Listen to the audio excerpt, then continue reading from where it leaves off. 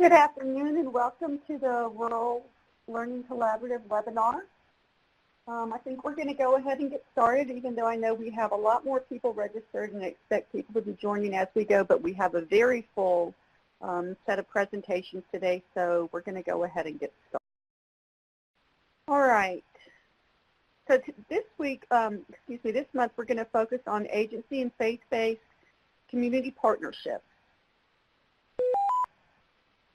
Your key contacts for the Rural Behavioral Health Learning Collaborative are myself. I'm Shannon Robshaw with the TA Network, and Whitney Burton also with the TA Network. So if you need anything, if you have any suggestions for us about topics that you would like to hear from or particular speakers on rural issues, we would love to hear suggestions.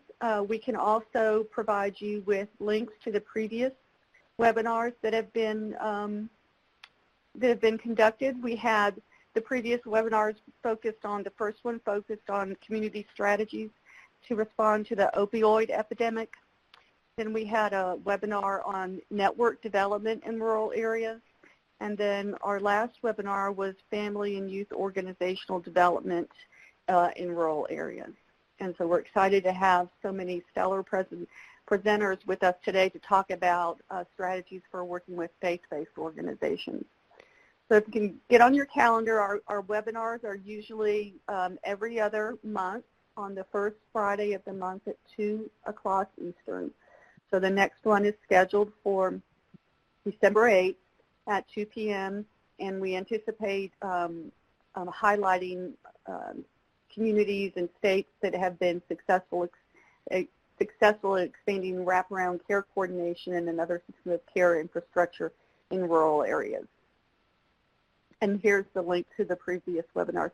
If you've signed up for this webinar, you will automatically be added to the rural listserv, which then you will be emailed out the recording of this webinar today and anything else that we put out through the listserv. If you do not want to be on that listserv, just email Whitney or myself and let us know and we will remove you. But if you don't, then you will automatically be added. Okay, let's start with a polling question so we can get a sense of who all is on the phone. I appreciate you answering to each one of these questions. Your organization can be best described as.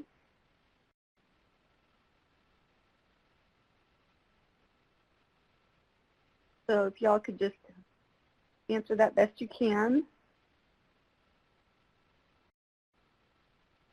So if we can move on to your role, if you could click the box that fits best. All right, I think let's go ahead and close the poll so we can move on to the presentations. We have a lot of good information coming our way. Okay. All right, so here are our presenters for today. We have some of our leading experts from our Cultural and Linguistic Competency Hub that they'll introduce themselves, and also some key leaders from the field. And so I'm going to turn it over now. Here's the agenda, excuse me. So we'll go over the engaging faith-based organizations. We'll have a community example from Texas. Then we'll have a little introduction to the open table model, and then an example of a community working with that model, and then discussion. We would like to be able to go ahead and take questions following each one of these parts of the agenda, each one of these presentations. We're going to open it for a few questions as we go, and then hopefully have lots of time for questions at the end as well. All right, so let me turn it over to our first presenter.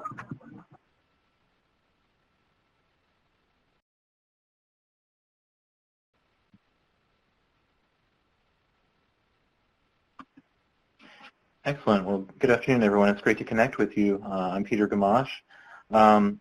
As we think about the major rationales for why this is important, why are we engaging in this type of work, it's really very important for us to recognize that it's critical that providers approach treatment and care plans from the cultural perspective of children, youth, and families. We know that faith, religion, and spirituality definitely have a major impact on health-seeking behaviors and beliefs. And we also recognize that there's a great need for providers in the faith community to identify strategies to integrate faith and behavioral health to promote well-being. So those are major sort of talking points or discussion points for when staff are talking with administrators or talking in the greater community about the rationales and the need for this type of work. And there are a number of methods that faith-based organizations can undertake in terms of engaging with systems of care, ranging from passive to more active levels of engagement. People have certain resources in terms of time and energy throughout the day, sometimes to attend meetings. So sometimes starting with a more passive ask can be an approach to then scale up engagement from that point. That's one option. And so, for example, it can be asked of faith-based organizations to receive system of care information regarding specific disparities in the community that different populations of focus are experiencing. This includes receiving materials, being aware of training events, perhaps sharing that in their bulletin or their newsletter, that type of thing. But really the passive receipt of information is kind of the first step. And then there's an ask to actively display or share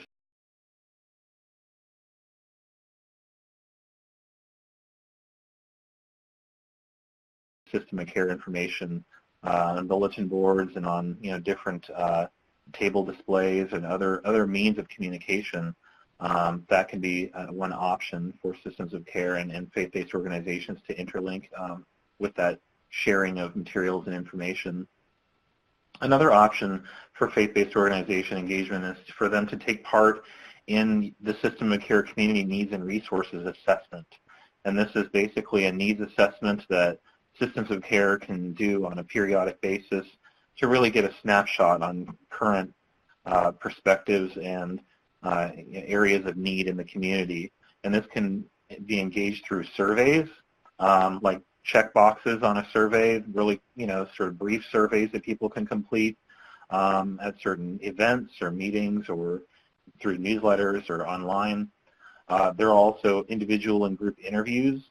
Those are qualitative methods that can be used for having a one-on-one session, for example, for a number of time, a period of time. Maybe it's a 10-minute interview, or maybe it's just a quick interview, upward to maybe 60 minutes. That's kind of the standard ask. And then the group interviews is to have people gathered in one place that they'd be willing to really talk about needs in the community. And this could be after they're already gathering for an existing meeting. Maybe they could stay, or prior to the meeting, it could be scheduled, to sort of come before that. As people are already gathering together, it's an easy way that, you can kind of engage in terms of setting up group interviews or focus groups. Other methods include roundtables, excuse me, or talking circles.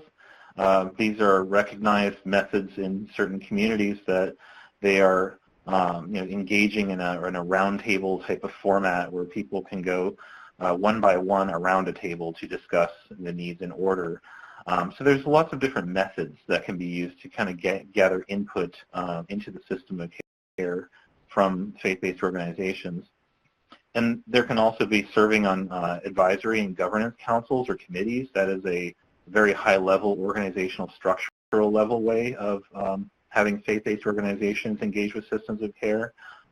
There's updating and monitoring behavioral health disparities impact statement outcomes.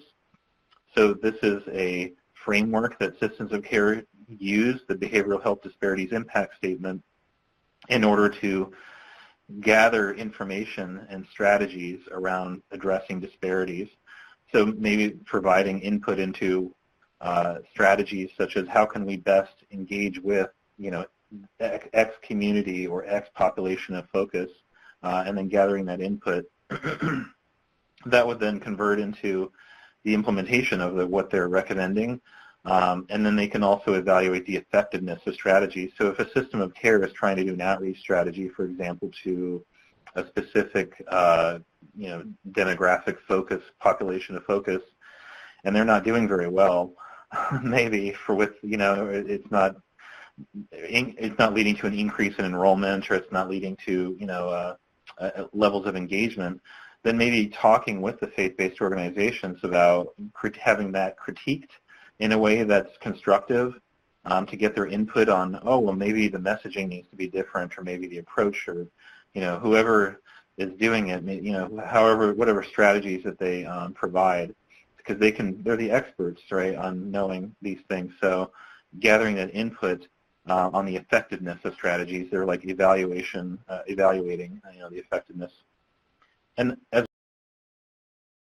well as ongoing continuous quality improvement, so that it's not a negative, right, that things don't work out as planned sometimes, right, it's reality, but there's the opportunity, the framing of adjusting strategies to be better over time, right, so that's the continuous quality improvement loop, to make it so that it's a positive focus, it's constructive engagement and quality improvement. So one specific example to look at are safe zones. So when approaching or talking with faith-based organizations, really asking a starter question, for example, do they provide, or are they willing to provide, a diverse and inclusive safe space for populations of focus that are experiencing disparities? And if there isn't a willingness or a sort of openness to doing that, then there need to be other approaches then. But this is one specific example that's been really effective in many different systems of care, is to have a safe zone area designated. So this can be in the waiting room. It could be at the front door. Sometimes it's posted on the glass windows at the front door. Sometimes it's the conference room where people gather and discuss things. That's a good place, especially if there's a contentious topic that may come up, a community-based thing. Having a conference room designated as a safe zone has been one strategy. And then some providers are highly comfortable with putting a safe zone sign at the entrance of their office. So this picture that's depicted here shows one example of a therapist's office who I had the pleasure of working with in Mississippi, and she has a safe zone sign. As people enter, they see this sign. And basically a safe zone sign, it assures people that it's a safe space. It's a place where you want to be, open and welcomed and feeling, that you can express yourself in an open way. And so it doesn't have to have symbols or, colors, but a lot of them do. Sometimes they're basic, and they'll have like a street sign in the middle that's shown there. That's a nice, basic graphic. And some just have a statement, basically a text statement, and it says, and I'll read the one on the left here. That's one example. It's basically saying this is a safe zone. This space respects all aspects of people, including race, ethnicity, gender expression, sexual orientation, socioeconomic background, age, religion, and ability. So that's a pretty inclusive place, right? So it's a place that sounds very welcoming and is very it opens up dialogue. So that's one opportunity, a safe space designation. And if there's a willingness, to have a safe space within their organization is one approach that's been effective. And another approach is to really ask the question, do they provide, or are they willing to provide a diverse and inclusive safe space in terms of attitudes that people would need to have in that safe space? Some attitudes would include acknowledging that disparities exist, right? Not denying that they exist, or sort of resisting or being against those being pointed out in terms of knowledge about a population of focus that's struggling. Recognition of their own attitudes, values, and beliefs, and its impact on the lives of people within their community. That's cultural and linguistic competence. Is really not learning about other cultures. It's also recognizing your own attitudes, values, and beliefs, and having a cultural exchange. Maintaining a willingness to explore attitudes, values, and beliefs for bias. So that is definitely a dialogue discussion in terms of willingness to approach topics. Working toward addressing disparities through empowerment and collaboration. right? So these are the positive, constructive ways to address disparities. That the attitude of having that focus is very important. And also there's knowledge considerations, understanding, having a willingness to understand the unique needs and challenges faced by diverse youth, a willingness to understand that diversity and inclusion promotes contributions, as opposed to, for example, negatives, right? Or that diversity is a negative thing in any way, that it doesn't promote contributions by diverse people, it detracts, right? So we don't want to have a negative perspective, in a safe space like that. And understanding that youth may have diverse parents and caregivers, sometimes it's not recognized that their, children may have mixed races, of ethnicities, or LGBT parents or caregivers. Sometimes it may be assumed that their parents are a certain gender, race, ethnicity, sexual orientation.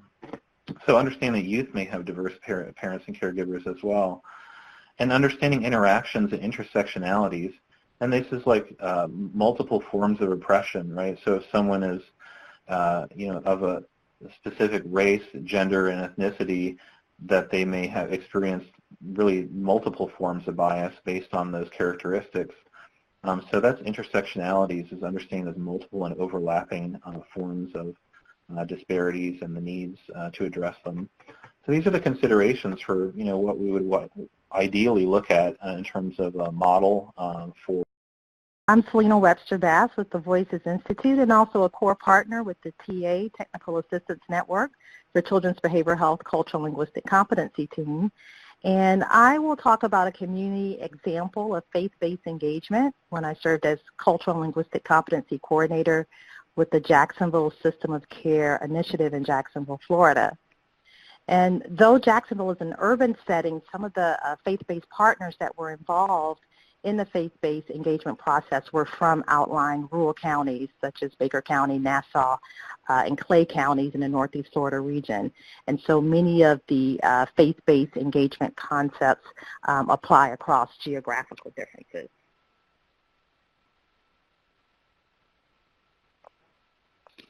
So I'd like to just give you a brief background on the Jacksonville System of Care Implementation Grant that was awarded in 2010.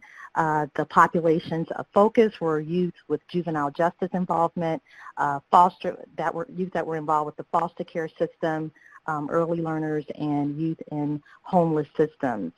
The Cultural and Linguistic Competency Committee was established in February 2012, and the General CLC Committee and subcommittees included over 25 diverse individuals and systems partners. And as Peter mentioned earlier in the call, there was diversity across race, ethnicity, SOGI, sexual orientation, and gender identity and expression, geographical location, as well as systems diversity and the inclusion of youth and family leaders from the Federation of Families group and the Youth Move groups. And this committee met monthly to promote cultural and linguistic responsiveness with behavioral health providers through trainings, through organizational assessments, and also increasing mental health literacy through community outreach and engagement. There were 4 cultural and linguistic competency subcommittees that were formed.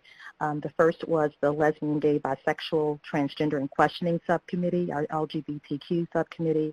Also, we had a Hispanic Latino subcommittee, a Refugee Immigrant subcommittee, and then finally our emphasis today, our Healthy Minds, Healthy Hearts subcommittee. And this interfaith committee focused on increasing mental health literacy in the faith-based community and forming networks and linkages with behavioral health providers. And the committee actually was started by one of our Federation of Families leaders that experienced a lack of sensitivity to her own child and other children living with behavioral health challenges in her congregation. And so she mentioned this unfortunate experience with her own church and emphasized the importance of creating a committee to address mental health literacy with faith-based organizations.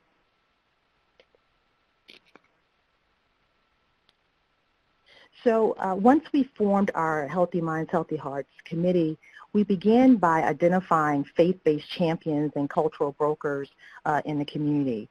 We created a list of faith leaders that were affiliated with various CLC committee members. We also identified faith leaders that were already active with youth development groups, such as our juvenile justice advisory boards, our neighborhood accountability boards that were involved with diversion programs and with our state attorney's office. But we found the most success with leveraging relationships with our established faith-based networks and organizations. For example, one group, ICARE, which stands for Interfaith Coalition for Action, Reconciliation, and Empowerment. And this was an already established interfaith group of over 35 congregations that was already doing, work addressing citywide issues of justice and fairness. And so this was one of the groups that we leveraged in terms of increasing mental health literacy and involving various faith leaders in our Healthy Minds, Healthy Hearts committee. The second group that we leveraged was hospitals that had established interfaith groups. Many of the hospitals in the city already had established interfaith groups that were focused on promoting body, mind, and spirit health promotion. And many of these interfaith groups were established through the hospital's health promotion, community engagement, and social responsibility departments. So it was really a matter of meeting with the leaders of these groups, learning who the gatekeepers were of these groups, and really showing the commonalities and goals between the CLC Healthy Minds Committee and the mission of these organizations in promoting health and well-being within their congregations. The third group that we leveraged were ministerial and denominational alliances, such as Unitarian groups, African Methodist Episcopal groups, and other denominational alliances that existed in the city. Once we engaged many of these groups, we began educating the faith leaders because we wanted them to understand equity issues related to behavioral health, and we also wanted to address the emotional side of addressing suicide and other behavioral health issues in the community. So we began by sharing the numbers. We shared data showing disproportionalities based on the Centers for Disease Control Youth Risk Behavior Survey and other Department of Health data sources. We also shared disproportionate minority contact data and talked about associations with adverse childhood experiences. And then the emotional appeal was involving our Federation of Families and Youth Move leaders to share their, personal stories and their accounts of living with mental health challenges and the importance of having faith-based support. The next step was aligning our behavioral health outreach goals with faith organizations' mission. And so, as I mentioned earlier, for example, with iCare, we knew their mission was focused on fairness and justice, so we discussed strategies to reduce disproportionate minority contact among African American youth. So we examined our DMC data across race and the offering of civil citations or diversion programs for youth with first-time misdemeanors. And we found that youth of color were disproportionately left out of being offered civil citations. And as a result of analyzing that data and presenting it to the community, a major campaign was initiated to educate families and police officers about civil citations and diversion programs. And so there has been a significant increase in youth of color with first-time misdemeanors that are now diverted, meaning less juvenile justice involvement. Key messaging was really important as well with our faith-based partners. Our key messages were that recovery is possible, that treatment is available, and we wanted our faith-based partners to know where providers were in the community. And so a guide was developed for behavioral health partners or for faith partners.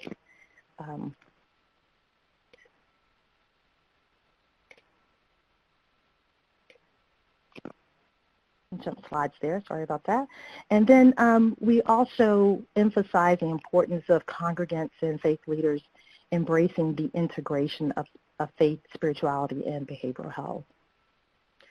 We continue to plan and implement educational sessions. There were pre and post surveys that were administered, as well as looking at process outcomes, the number of participants, number of faith leaders that were engaged, and also the offering of mental health first aid training. We started with the end in mind, which was really critical for sustainability of the faith-based work, because we knew that the system of care money would not be there for forever. And so there were many partnerships that were formed with hospitals and other partners that already had established groups to continue the work of Healthy Minds, Healthy Hearts.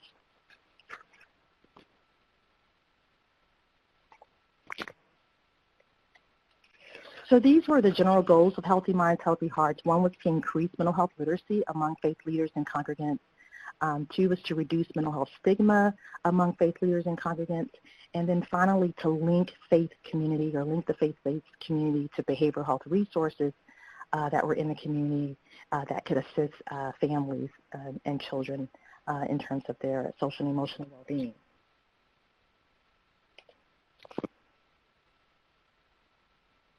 This slide shows some of the data that we shared with faith leaders. As you can see here, there were significant increases in depression and suicidal ideation and even attempted suicide across groups. This was data from our Centers of Disease Control Youth Risk Behavior Survey, and many of our faith leaders were shocked by these numbers. I mean, when we presented this data to the faith leaders, immediately they began to think about, you know, what are some ways that we can assist? How can we educate our congregants? How can we educate the community? You know, where do we need to refer families so that they may get the services that they need? And so, you know, telling the story of the data was an important part of the faith-based engagement process. This is another example of data that was shared with faith-based partners.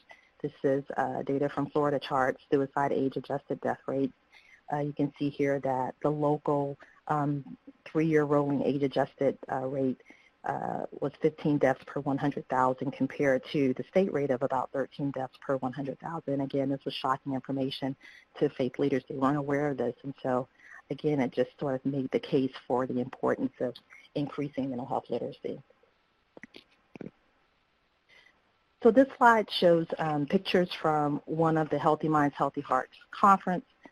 The focus of this conference was on the integration of spirituality and mental health.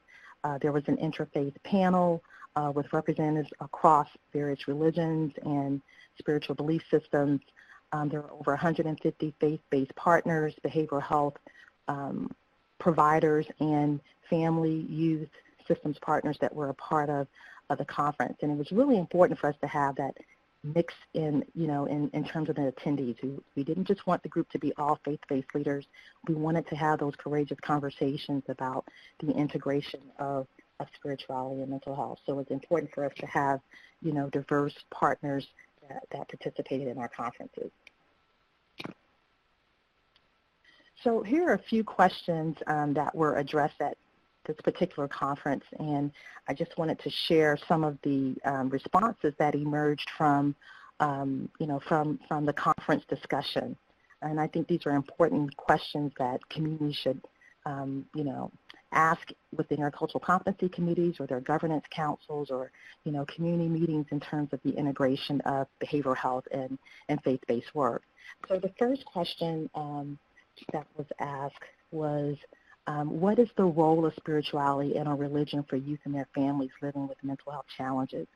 And so this question was mainly directed to family and youth, and many of the families spoke about the role of meditation and prayer as a coping strategy, about their faith community as a place of natural supports, and also as their faith leaders as a trusted place for resources and information, a safe meeting place even for wraparound meetings. One of the participants shared that her faith reinforces the message that recovery is possible. So it was evident on this day that faith and spirituality is indeed an important dimension for many of our families in terms of coping with many of the behavioral health challenges that they face.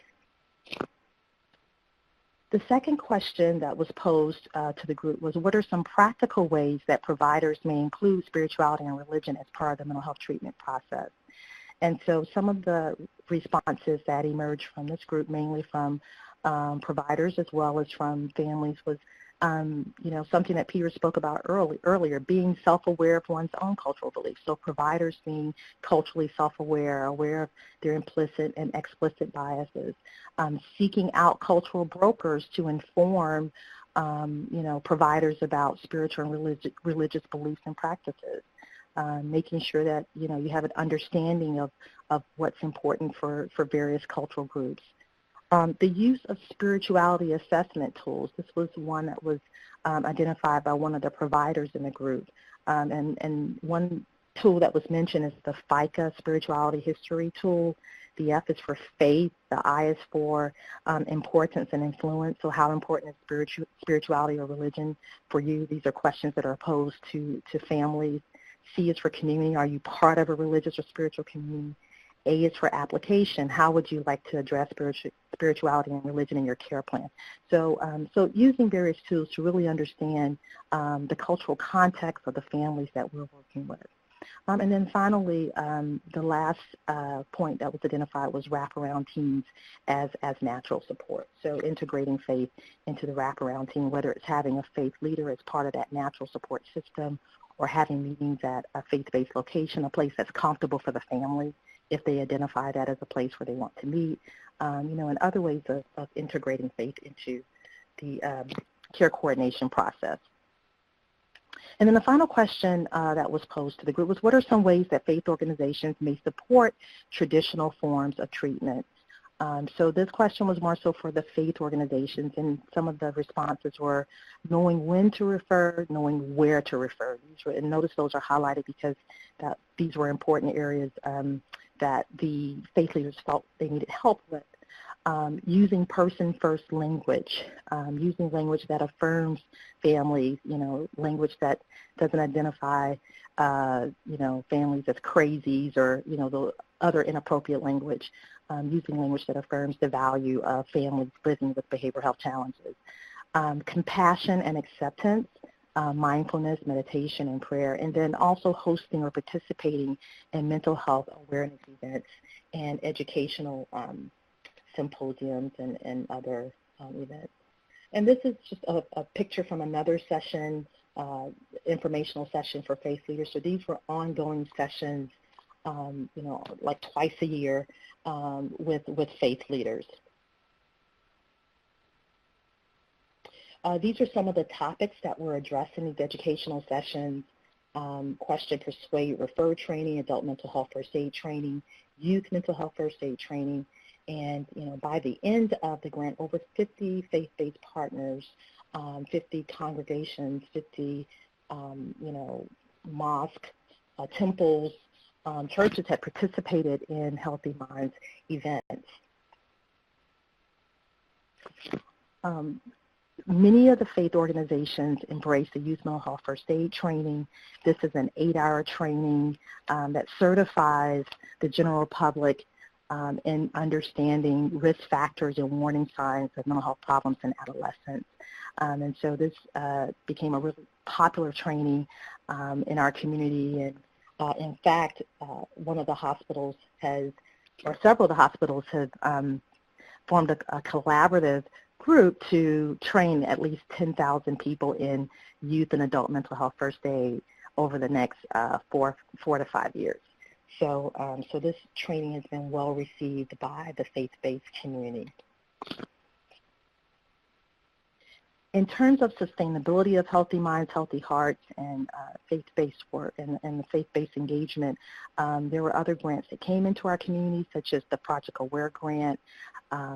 There was a Faith and Mental Health conference that was established by one of our major hospitals, Baptist Health in Jacksonville. Also, there were partnerships that were formed with our historically Black college and university, Edward Waters College. There's an annual Black Family and Mental Health Conference. and there's a day dedicated specifically to mental health in the ministry that focuses on faith-based engagement and resources for African American churches. I mentioned the Jacksonville Nonprofit Hospital Partnership to train 10,000 people in mental health first aid. And then also a Healthy Minds, Healthy Hearts newsletter was established as a communication vehicle and it's electronic newsletter among faith-based partners. In terms of next steps, the faith-based groups are looking for or trying to figure out a system to monitor and track referrals from faith-based providers to behavioral health providers. So we're doing all of this training and education, and we're seeing great, pre and post survey scores and all that, but we want to be able to track how many families are actually being referred from, faith-based partners to behavioral health providers. So somehow quantifying that linkage, that bridge between the faith-based community and the behavioral health community. So that's really exciting to think about quantifying the work in some way. So are there any questions? We do have one question already in the chat box from Ivy Jones-Turner.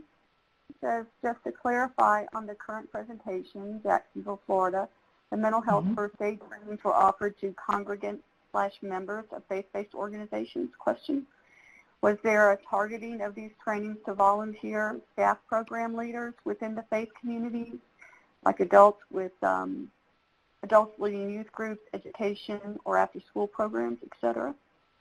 Yes. So yes, the mental health first aid trainings were offered to faith-based organizations, and typically with the youth mental health first aid training, we would work through the youth pastors and youth ministers to offer the training to staff that was associated with the church, whether it was the children's ministry or youth ministry, or just, individuals that had an interest in mental health and adolescent mental health services. So yes, it was offered to volunteers and staff that were affiliated with churches and mosques and other organizations, faith-based organizations. Great. I don't see any other questions about the presentation at this point, so I think we'll move forward and we can open it back up for questions generally at the end when everyone's done. So now let's turn again. Shannon, thank you for being flexible and willing to pitch in, but now we'll get back to you on our regular agenda schedule. So Shannon Marino from Texas. Perfect. Thank you so much. Thank you, everyone, for joining in on this webinar today. Again, my name is Shannon Moreno. I'm the Cultural Linguistic Competence Specialist for Texas System of Care, and I also work out of the Health and Human Services Commission in the Office of Minority Health. And today I'll just be giving a couple of examples of what we've seen in a couple different communities in Texas. But before I get to talking about those specific communities, just a couple of notes in general on faith-based initiatives within rural settings. This is something that tends to happen very organically sometimes, but then with intention, those efforts and those initiatives can be beefed up to be stronger, more meaningful, have a broader reach. So some things that rural communities definitely have going for them is a strong emphasis on community. That's not to say that other areas don't have communities, but whereas in a larger kind of like city setting, you might find kind of micro communities within that larger city. Within rural areas, there does tend to be this overall culture and emphasis on the strength of the community. So that is a huge asset in this intention to reach out to faith communities as well, because it can start off from a very natural feeling place at times. Also, workers actually providing services as well as other stakeholders within the system of care, youth and families may have some more experience with this idea of the potential for an issue with dual relationships. Again, as opposed to other settings, there may be some concerns about, if we reach out to faith communities, isn't that going to create some issues? And it certainly doesn't, as was talked about in previous presentations, about how the spirituality and the faith of individuals is an incredibly important component of that individual. It can be an incredibly important component of a family and of a larger community. So to ignore that would just not be responsible care, and it would not be a holistic approach by any means. So oftentimes in rural settings, folks have experience with the potential of dual relationships and how to manage that. You may provide services to folks or, be on a wraparound team with them or something and then see them in a grocery store or something like that. So the potential to also see individuals in specific faith community settings is just something that folks tend to have a little bit more experience with, we found. Some other things to consider, of course, is the actual geography and potential access issues that can be at play. That's just due to large geographic expanses with potentially fewer people. This is really one additional piece where there's almost a necessity to make sure to reach out to faith communities, not only for the purpose of being culturally competent, but then even just as far as logistics. Having relationships with faith communities across a large geographic expanse of a specific catchment area can really help with this issue of geography and access, because it can help to bring people into services. It can assist with members of the faith community be able to reduce the stigma there, be able to identify the needs and have those referrals actually increase, as well as have, the system of care stakeholders be able to stay engaged on what's going on at the community level across this broad geographic expanse. So, folks can know what's going on the next county over or the next 5 counties over, just depending on how large of a geographic area we're talking about, rather than just in the one specific larger epicenter of a more rural system of care community. One consideration with this is being very intentional about the inclusion of religious minorities. Having this process of reach out to faith-based communities be more kind of natural or organic in these settings is a little bit of a double-edged sword, because on one hand, there tends to be more buy-in in general from stakeholders, but on the other hand, there can be the potential to leave some individuals who belong to a faith community that is not as highly represented in the specific geographic region, to kind of leave those folks behind. So there really needs to be some intention to make sure that we are connecting folks to their supportive faith communities, even in situations where in the geographic expanse there may not be enough individuals of a specific faith to make up a mortar and stone place of worship. But there's still that need to have that connection to community if folks do belong to a specific faith or specific religion. So that's just another consideration to pay attention to. So moving on to talking about a couple of specific examples in Texas. The first one is the Rural Counties Initiative for Resiliency and Recovery, or we also call this System of Care Site RCI. This is a federally funded site that received federal grants in 2008 and then again in 2015. This area covers the upper 21 counties of the northern part of Texas, which we lovingly call the Texas Panhandle. It is a very, very large geographic area. I think ginormous would be an accurate description of how large, the area is for the specific system of care community, which of course with it comes a lot of issues and a lot of barriers in regards to accessing services, being aware of what's going on across all the different local communities that this system of community encompasses.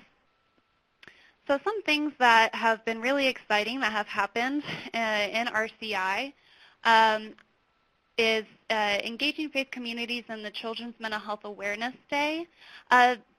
Really what got the ball rolling and having a lot of collaboration with local faith communities started out by individuals already involved with the system of care community to just reach out to faith communities that they knew, and nothing high tech, just making phone calls, sending out letters, starting that initial engagement to try to have a really focused approach to integrating and collaborating with the various faith communities in the specific Mental Health Awareness Day that took place about 5 years ago or so.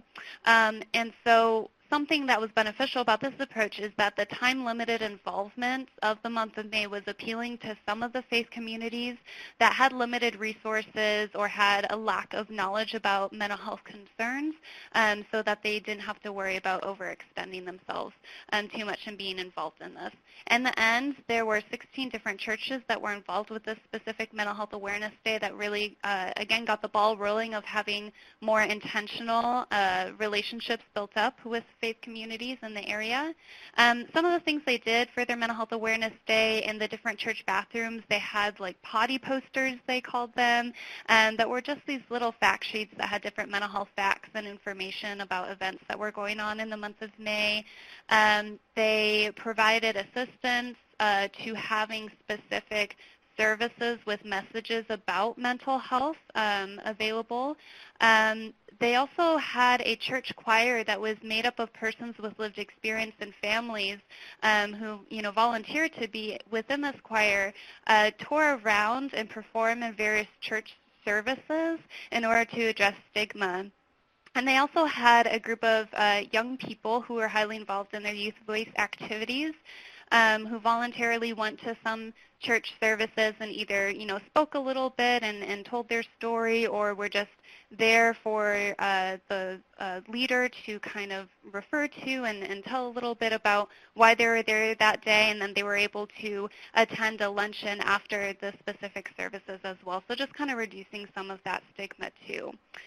Another thing that RCI did as a result from this really positive engagement for Mental Health Awareness Month that started this intentional engagement with faith communities was to have mental health first aid trainings with members of the Ministers Alliance throughout the catchment area.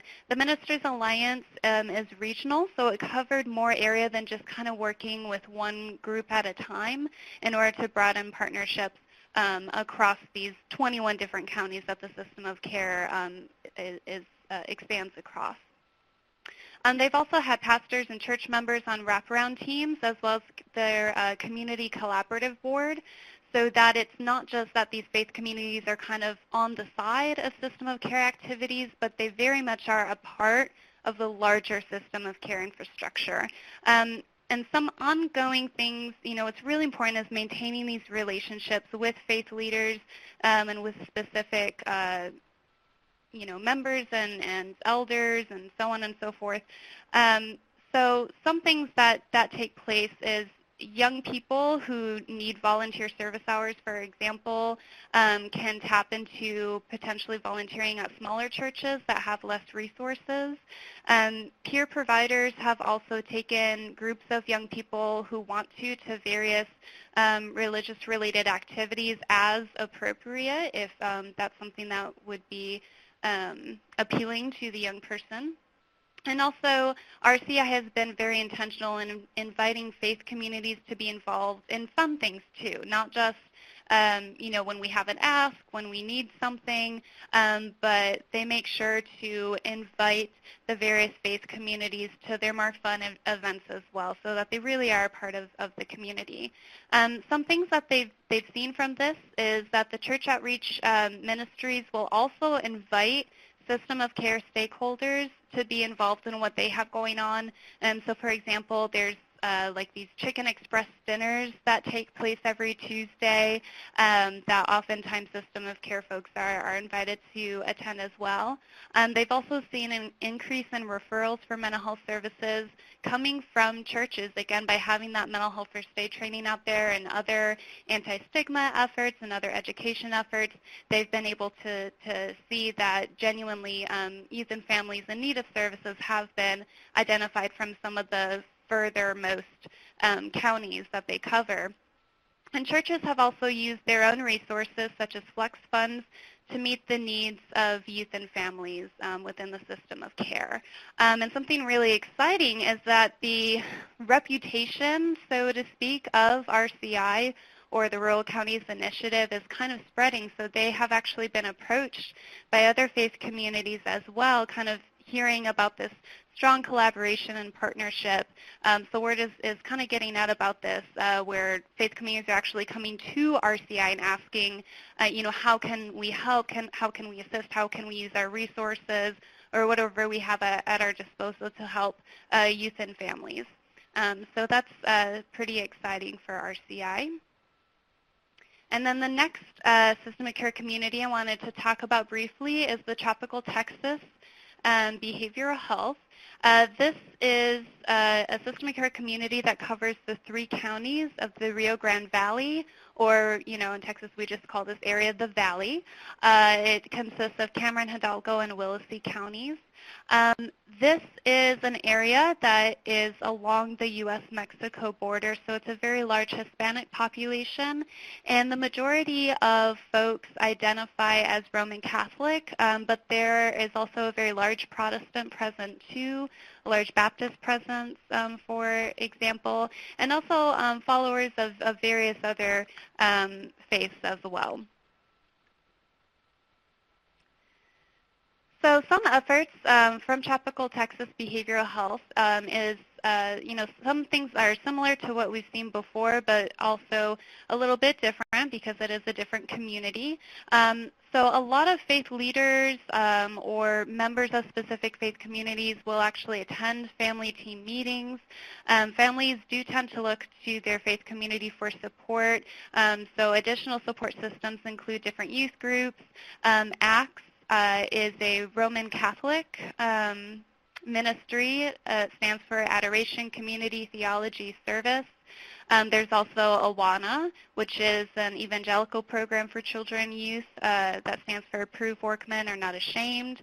There's Rural Rangers, which is an interdenominational group for specifically male children and youth. It's kind of similar to like a Boy Scouts, but with religious teaching. There's a lot of different groups that are going on with youth and within their faith communities. And so one of the big things was just being aware of what these different groups in the area were.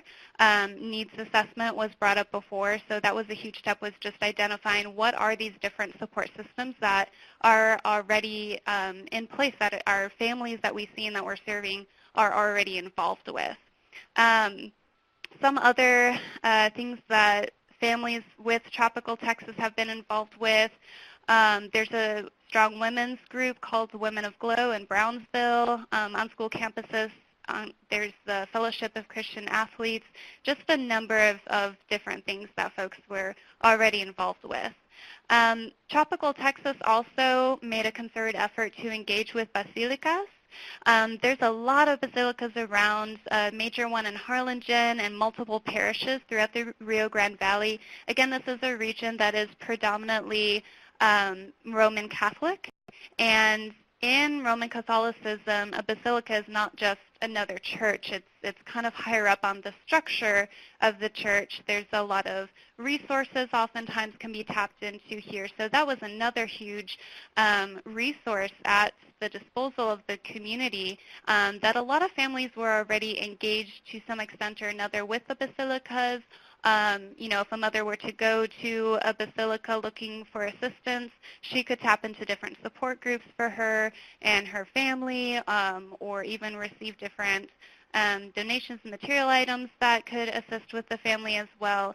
And even if a family had not already tapped into a basilica, it's something that a lot of families are willing to do in order to increase their support network as well.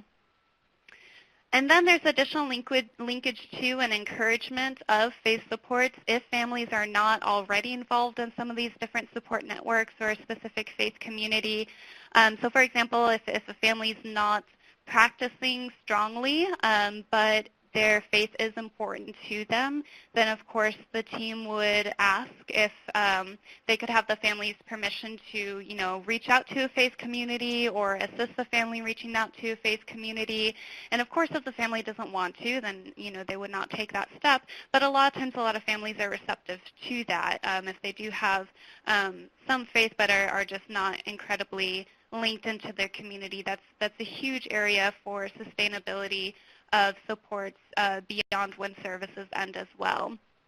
Some other outreach efforts from tropical Texas.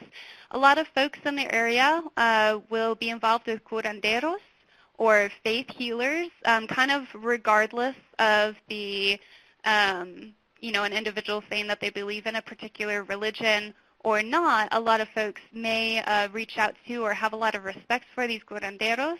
And so if that's something that's in the family's life, then they will be engaged as well and also be considered part of the larger system of care community.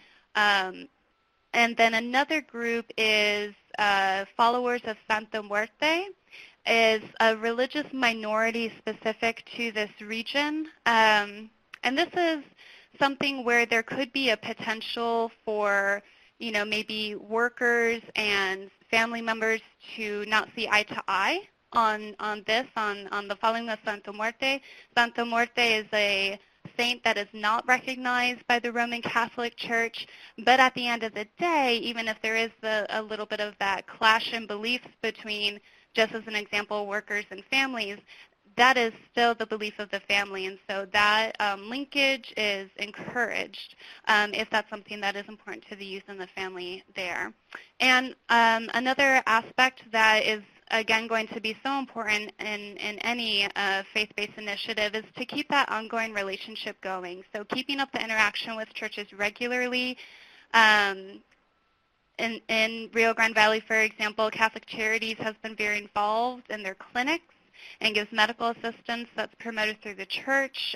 They'll give food around the holidays, invite youth or even entire families to church retreats if that is what they would like to do.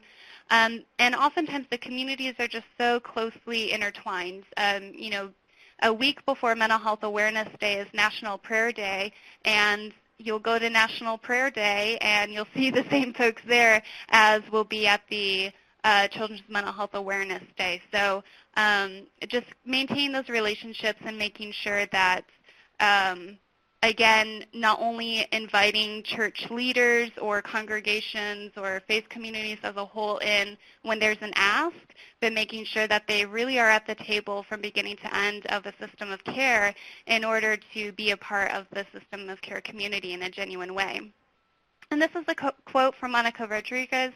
She is the program director for Tropical Texas Behavioral Health System of Care. She said, "I've never had a church tell me no. I've never had a youth pastor or minister say they won't attend a meeting or support the family outside of Sunday and Wednesday nights." So just to kind of speak to the real genuine investment that a lot of our partnerships with faith-based communities will have. So that's all that I have for my couple examples from Texas. Thank you, Shannon. That was really so informative. We appreciate you sharing that with us. I encourage folks to go ahead and type in any questions that you have into the chat box, and we can take care of those through responding in the chat box. But I want to move forward with our remaining presentation so we can be sure to get everyone, and then hopefully, again, have time at the very end for some additional discussion and questions. So thank you, Shannon. So let's move forward. So good afternoon, everyone. This is Linda Callejas. I'm a researcher and assistant professor in the Department of Child and Family Studies at the University of South Florida. And I serve as the lead contact for the Cultural and Linguistic Competency Technical Assistance Team of the TA Network. I'm going to provide a brief overview of the Open Table model, which is a specific model for fostering collaboration with faith communities. And I'm just going to ask one of my colleagues to please advance the slides for me. I'm having technical difficulties with the network connection. Thank you. So Open Table is a model that focuses on building collaboration between faith communities, including churches of various denominations, synagogues, and other organizations, and a variety of community partners that is based very loosely on the wraparound process, whereby a group of what are called table members come together to support an individual or family that has been identified as needing supports and or connection to formal service providers in some cases. So the individuals that open tables with include homeless adults, youth transitioning out of foster care, and families with children or youth receiving mental health services through systems of care or other behavioral health organizations.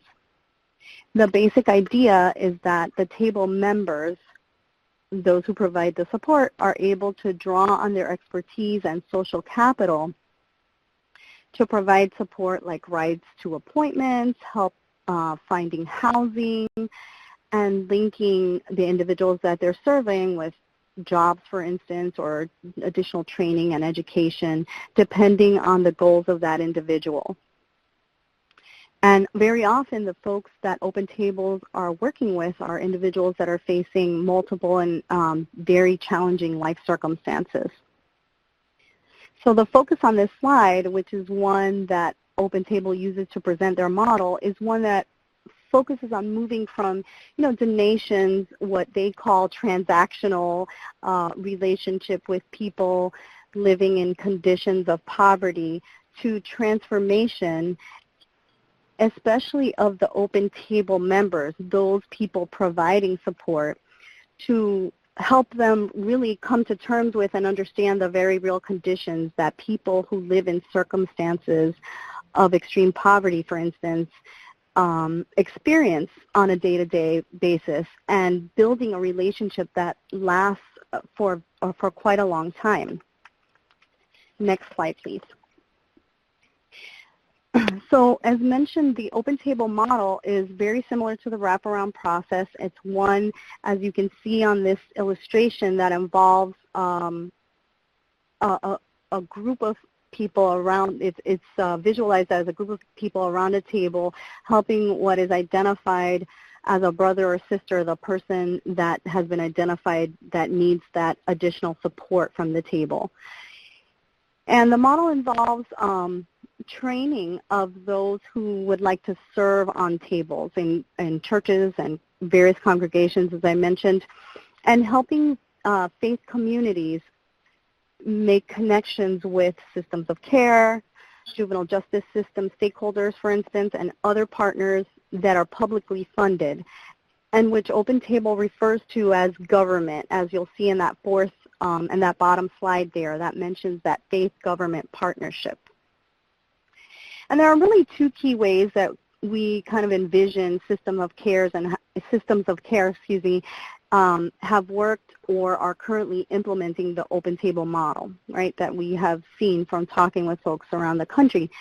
One way that it's been used and is probably the most common way, is to provide an aftercare component for youth, young adults, and family members who are ending their formal involvement with a service system. So Open Table serves as a step down, so to speak, that focuses on building a strong social support network around the individual or family being supported by that table. And, as we all probably know, this can be very helpful for individuals and or families who, for a variety of different circumstances, have limited informal networks of social support and really need some integration and support back into the community, as, for instance, a youth or young adult who is transitioning to independent living might. Right? And the other way that Open Table has worked with systems of care that we've seen, very generally speaking, is to serve as a referral source for the systems of care and behavioral health organizations and other social service organizations that are collaborating with an organization or a faith community that is implementing Open Table. So for instance, if they're working with a family and they identify a need, or that family identifies a goal of getting one of their children, for instance, into services, then this is something that the Open Table can facilitate, the Open Table members can facilitate through that collaboration. Next slide, please. Now, as we said, the commitment on the part of the Open Table members is a long-term one. As you can see on the slide, it's about a year-long commitment with quite a bit of time and interaction on the part of the table members. And that, very often outlives the length of time that formal providers are involved with most individuals, right? And just to point out on the slide, on the left you see components of the theory of change for Open Table and some of the time and resources that they estimate an Open Table might contribute during that year's time of support. So currently the CLC TA team is working with Open Table to clarify some of their documents and training materials with regards to issues of health equity, increasing diversity of tables, and connecting other TA network partners to ensure that concerns about youth and family participation are reflected and address some of the nuances and complexities they may encounter. So for instance, with regard to LGBTQ youth who may have had negative past interactions with churches or other faith communities, the question is, how should systems of care proceed or manage an ongoing relationship with faith communities where such an issue or concern arises? And quite frankly, we're still working with Open Table to get some of those questions answered and to really be, mindful of the various circumstances in which youth and families who are living in with various conditions may experience and could generate a more of a complex relationship with the Open Table in order to help Open Table really kind of be open to understanding all of the different ways and configurations that that life brings to these tables, right? And we're also available to talk with, to provide TA and talk with system of care stakeholders who are interested in learning more about the Open Table model and helping them think through some of these questions in a way that ensures reflection of system of care values and principles and that works for the wider system of care community that's inclusive of diversity and very broadly construed, all the cultures involved in that community. So the bottom line is really that just like any intervention, this is not a one-size-fits-all model. It may work with some individuals and communities better than others, and that's perfectly fine. And we are working as the TA network, and in particular the CLC team, are working with individuals and communities to, we recognize rather that faith-based organizations have often served as a beacon of important social support, as pretty much all of my colleagues have mentioned. And so we really want to work with both Open Table and systems of care to explore if and how they might work with this model. So in the interest of time, we can, if there are no questions, we can, I can pass the mic on to Rochelle, and then we can take more questions at the end. Great. Thank you, Linda, very much. Go ahead, Rochelle. Are you ready? I'm ready. Can you guys hear me? Yeah. All right, great. So hi, everybody. Good afternoon. My name is Rochelle Butler, and I am the Senior Project Manager for a few system of care sites here in the Richmond, Virginia area. And I wanted to spend a little bit of time this afternoon just giving an example of what Virginia has done with the Open Table model. But first, since Linda did such a wonderful job introducing Open Table, I just wanted to tell you briefly about the grant we had and how that led to us bringing Open Table to Virginia. And so UMFS is a nonprofit private organization who was a sub-recipient to the Virginia System of Care grant in 2014, and we have been a sub-recipient of System of Care grants since. I'm going to move here. We provide a whole slew of services throughout the state of Virginia. And when the Systems of Care grant came along, we took the approach of partnering as being a fiscal agent in partnership with our local communities, our government communities here in the central region of Virginia, and really wanted to look at expanding the high-fidelity wraparound model, intensive care coordination, and family support partners.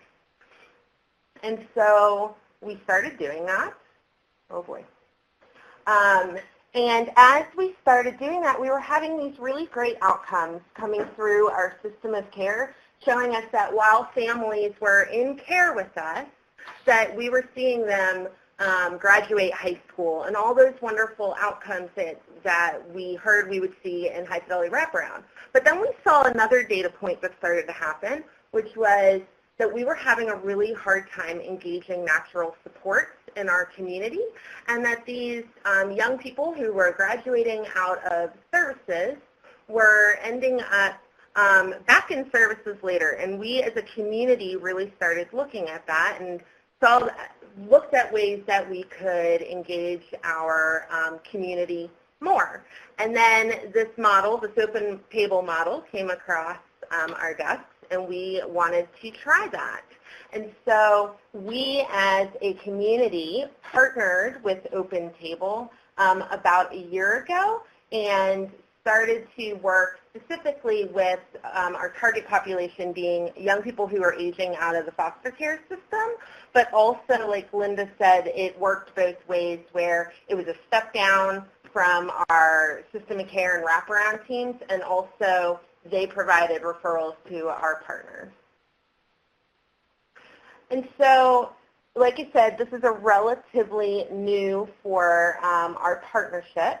We're about a year old, but in a year, through our partnership, there have been 7 tables licensed and matched with 5 brothers or sisters. In the Open Table model, they call the folks that they serve brothers and sisters as opposed to clients. And the other thing I wanted to mention is that what our government partners really loved about this was that this model lives within the faith-based community, and so it's sustainable long-term, because what it means is that they actually get the training, they hold the license, the church holds all of that, and like Open Table says, the government partners become referral agencies into the Open Table, but then that actually lives within the faith-based community, within that congregation. And so our tables are about 5 months into their partnerships with their brothers or sisters, and are going through the process of the Open Table model. And so we specifically, UMFS is acting as a liaison to help with referrals between our government partners and the Open Table churches. And we really are working to help make good matches from the referral agencies from our government partners to our church partners. And so right now, out of those 7 tables, currently the youth that are being served, or the young people, they have to be at least 18 to be served on a table. We have 1 young person who was at risk of entering into the foster care system. So she was a mom with 3 kids, and she was at risk of foster care, and so the table intervened and started working with her. We had a young person who was just aged out of foster care and so needed some support, and then another young lady who had aged out of services. She was actually a part of a wraparound team, and the wraparound team worked with the Open Table congregation, and when she graduated out of the wraparound process, she then started her table in the community. And then we have a few others who are being served that are families who are at risk of losing their kids into the foster care system. And so we have 2 tables right now that are in the rural community and 4 that are in the urban community. And they're all in central Virginia. So through this experience, we have learned quite a few lessons, but I just wanted to share a few. And the first one really being that it was important to help the community find the right fit. And so what we really wanted to look at was, going faster in my slides, was that was this model really fitting with the congregations? And when we made a referral to Open Table, we wanted to make sure that it was a good fit for everybody involved. And then the other piece was to make sure that the potential brothers or sisters going into this model, that they were ready for the model. So there's a readiness assessment through Open Table. And so UMSS, as the partner in this, is helping with getting those readiness assessments done. And so really what this model has provided for our system of care is something tangible that we can use to help strengthen our relationships between the faith-based community and our government partners. And often what we were hearing from our church communities was that they wanted to help, but they weren't really sure how to help, and so they always gave things or money. And it was really that transactional interactions, and they wanted to have more transformational interactions in their community. And this provided a model for them to do that. And even in just the few 5 months that we've been doing this, we're already starting to see really positive outcomes in our community. And so we just want to make sure it's the right fit for everyone. But I wanted to spend a little bit of time telling you a few stories that outline some of the positive outcomes we've seen, and then I'm going to actually let a table tell you the rest of the story to close out. And so really what this has done is broke down the silos between the government agencies and the private agencies like UMSS, as well with the faith-based communities. And so before we even matched any of our young people to these tables, we were starting to get to know the churches. And through this interaction, we had a wraparound team who was working with a family who had 0 supports, and her only supports she had were the government folks and the providers that were sitting around the table.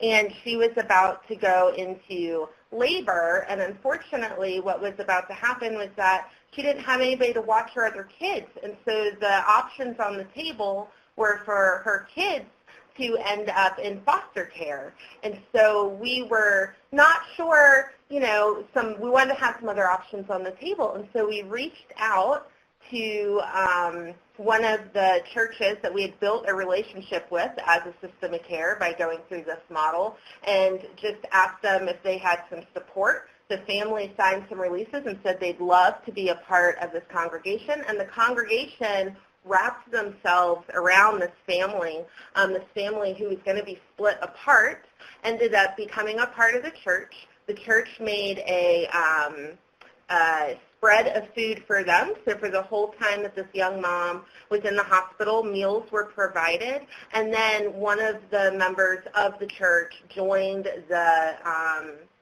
wraparound team. And so when she transitioned out of services, while they didn't go into a formal Open Table model, she was able to transition into the church just as part of the church and has been able to stay out of services thus far.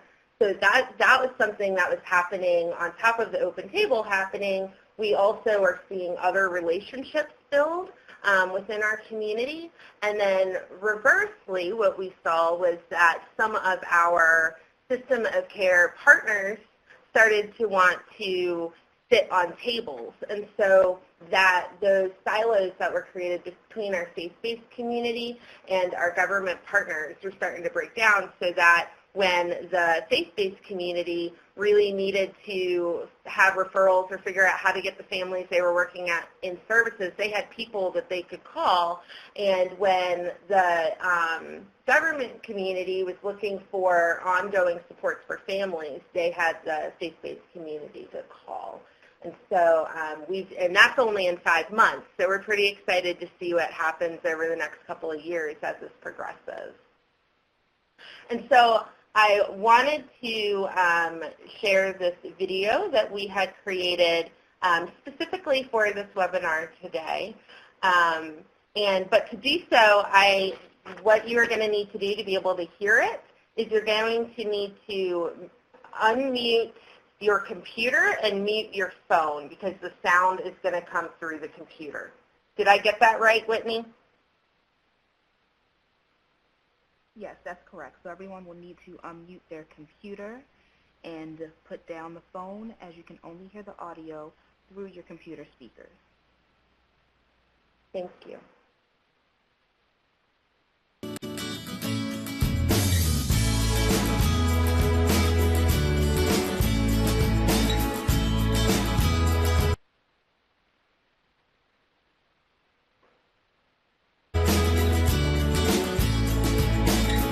You know, they say everything happens for a reason, and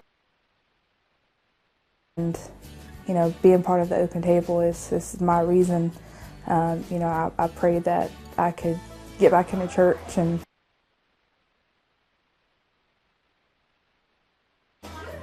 make some new friends, and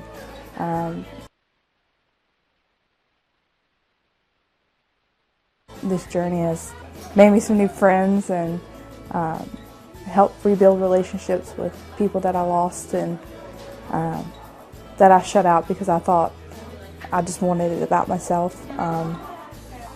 But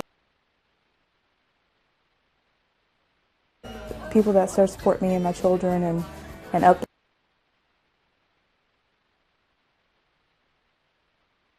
uplift me and not just, you know, tell me what I'm doing wrong. One of the things that I love most about the table is just through years of mission work, working in schools, teaching, I like to be relational. I like to be with people.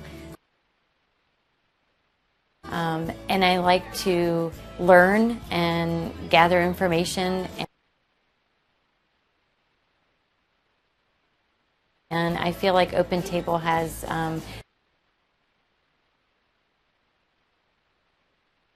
been that kind of an experience for me, because our sister is awesome, and in as much as that we are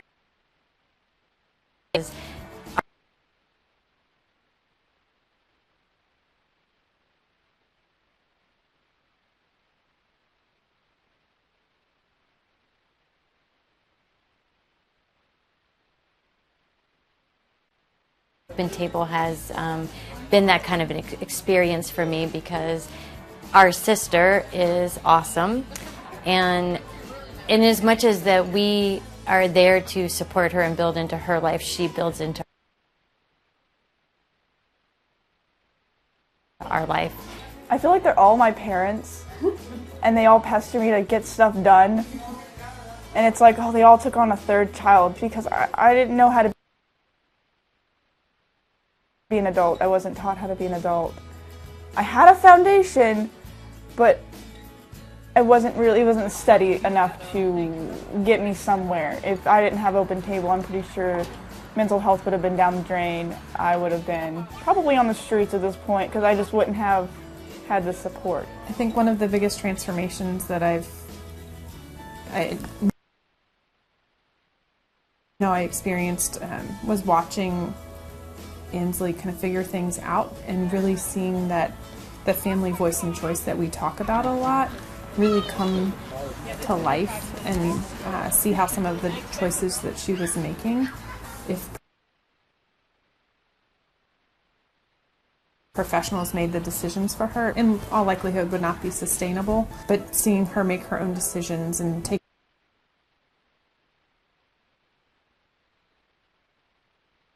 a step back and really figuring out how to best support her in the way that she wants to be supported. It was a learning experience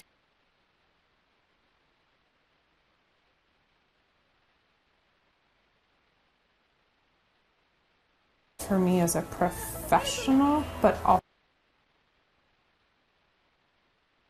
just as somebody trying to help another person.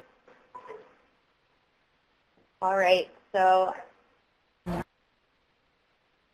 with that, I didn't know if anybody had questions, but I always think it's more powerful to let the tables tell their own stories. So that is a brief overview of what it's looked like in Virginia. Thank you. Thank you so much. So we have had a lot of great information. I'm afraid we're about out of time, but I would encourage you, if you have questions, you can either, I believe we had contact, did we have y'all's contact information on the first slide, our presenters? Let's see. Early on. We do, Shannon. This is Catalina. We have their contact info. Okay. So y'all will receive the webinar and the slides, so you'll have their contact information. You can reach out directly to them, or otherwise you can also just send the question to the listserv, and if everybody wants to participate in questions and answers that way, we're also can handle it by that mechanism. So thank you all for your participation today. Thanks so much to all our wonderful presenters. That was just such great information, and hopefully we'll hear everybody back in December as we talk about wraparound implementation in rural areas.